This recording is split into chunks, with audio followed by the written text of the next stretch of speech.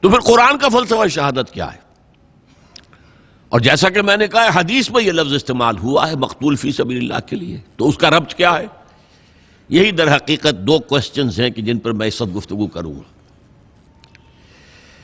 اور میں کہاں سے شروع کرنا چاہتا ہوں؟ سب سے پہلے لفظ شہادت کا لغوی مفہوم کیا ہے اسے سمجھیے، یہ کہاں سے بنا ہے؟ شہد یشہد، موجود ہونا، حاضر ہونا، اس سے کیا بنتا ہے؟ اس میں فاعل شاہد، شاہد و غائب، جو موجود نہیں ہے وہ غائب ہے، جو موجود ہے وہ شاہد ہے۔ شہد یشہد شہودن و شہادتن، اس کے معنی کیا ہے؟ موجود ہونا۔ البتہ اس میں پھر اضافی مفہوم دو پیدا ہوئے۔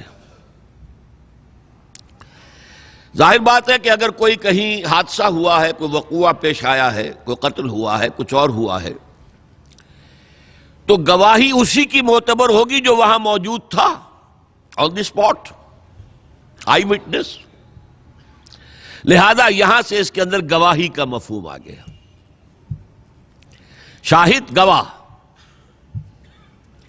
اور ایک اور دوسری بات، آپ کسی مشکل میں ہیں، کوئی آپ کو تکلیف پہنچا رہا ہے، کوئی آپ کو مار رہا ہے، تو آپ کے دوست ہیں، آپ کے ساتھی ہیں، لیکن موجود ہوں تو مدد کریں گے نا۔ اس لیے شہادت کا ایک مفہوم مدد کا بھی ہو گیا۔ یہ دو اضافی مفہوم ہیں۔ قرآن مجید میں اس دوسرے مفہوم میں سورہ بقرہ کے تیسرے رکوع میں فرمایا وَإِن كُنتُمْ فِي رَيْبٍ مِّمَّا نَزَّلْنَا عَلَىٰ عَبْدِنَا فَأْتُوا بِسُورَةٍ مِّن مِّثْلِهِ وَادْعُوا شُهَدَاءَكُم مِّن دُونِ اللَّهِ إِن كُنتُمْ صَادِقِينَ۔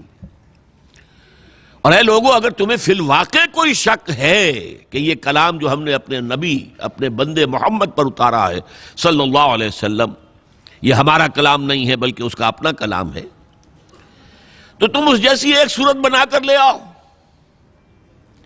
اور اپنے سارے مددگاروں کو بلا لو۔ تمہارے ہاں بڑے بڑے خطیب ہیں، ادیب ہیں، شاعر ہیں، پھر یہ کہ کاہنوں کے موکل ہیں جنات، وہ انہیں کلام سکھاتے تھے، پڑھاتے تھے، سب کو بلا لو، اللہ کے سوا جو بھی مددگار ہوں۔ وَادْعُوا شُهَدَاءَكُم مِّن دُونِ اللَّهِ إِن كُنتُمْ صَادِقِينَ، اگر سچے ہو تو اس چیلنج کو قبول کرو۔ تو یہاں معنی کیا ہوئے؟ گواہ کے نہیں بلکہ مددگار کے۔ اسی طرح سورہ فتح میں فرمایا هُوَ الَّذِي أَرْسَلَ رَسُولَهُ بِالْهُدَىٰ وَدِينِ الْحَقِّ لِيُظْهِرَهُ عَلَى الدِّينِ كُلِّهِ وَكَفَىٰ بِاللَّهِ شَهِيدًا۔ وہی ہے اللہ جس نے بھیجا اپنے رسول کو صلی اللہ علیہ وسلم الہدا، قرآن حکیم دے کر، اور دین حق، ایک مکمل نظام زندگی دے کر، تاکہ غالب کریں اسے پورے کے پورے نظام زندگی پر۔ اور اللہ کافی ہے مددگار کے طور پر، کوئی مدد کرے نہ کرے اللہ کافی۔ تو ایک تو مددگار کے معنی میں شہید کا لفظ آیا، اور دوسرا جو میں نے عرض کیا گواہی۔ اب یہاں سے اصل میں سارا فلسفہ قرآن کا جو ہے شہادت کا، وہ اس لفظ گواہی پر بیسڈ ہے۔ پہلے یہ جان لیجئے کہ گواہی جو ہے اس کے دو پہلو ہیں۔ آپ کسی مقدمے میں گواہ ہیں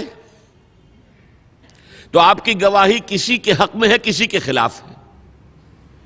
مدعی کے حق میں ہے تو مدعا علیہ کے خلاف ہے، مدعا علیہ کے حق میں ہے تو مدعی کے خلاف ہے۔ تو شہادت کے لیے یہ دو تصور لازمی ہے۔ اس کے لیے نوٹ کر لیجئے، کسی کے حق میں ہو تو لام آئے گا، کسی کے خلاف ہو تو علا آئے گا۔ شہدہ لہو، اس نے اس کے حق میں گواہی دی، شہدہ علیہ، اس نے اس کے خلاف گواہی دی۔ لام اور علا کا یہ صلہ جو ہے، اس سے یہ بات بالکل ایک دوسرے سے اپوزٹ ہو جاتی۔ اسی معنی میں حضور کی ایک پیاری حدیث ہے، القرآن حجت لک او علیک، یہی لام اور علا، یہ قرآن یا تو حجت ہے تمہارے حق میں، تمہارے لیے دلیل راہ ہے، تمہارا امام ہے، تمہیں راستہ دکھائے گا، تمہاری ہدایت کرے گا، اور اللہ کے ہاں بھی کھڑے ہو کر گواہی دے گا، اے اللہ تیرا یہ بندہ مجھ سے بڑی محبت رکھتا تھا، مجھے پڑھتا تھا، میری تلاوت کرتا تھا، مجھے سمجھتا تھا، مجھ پر تدبر کرتا تھا، تو وہ تمہارے حق میں گواہی ہو گئی۔